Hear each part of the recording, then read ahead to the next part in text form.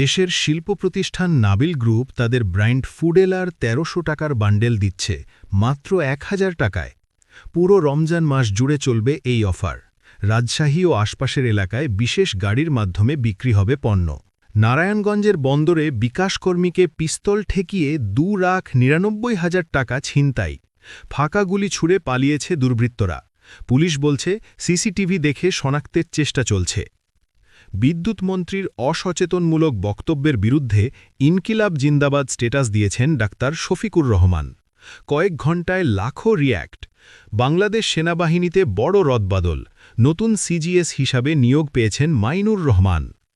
আন্তর্জাতিক অঙ্গনে উত্তেজনা। গাজায় হস্তক্ষেপ মানবে না হামাস। অন্যদিকে লেবাননে হিজবুল্লাহকে সরাসরি নিয়ন্ত্রণে নিচ্ছে ইরানের আইআরজিসি। আফগান জাফরান বিশ্ববাজারে ৫৬ টন রপ্তানি করে $৫৪ মিলিয়ন আয়। এমন দ্রুত আপডেট পেতে ফলো করুন জনতার খবর।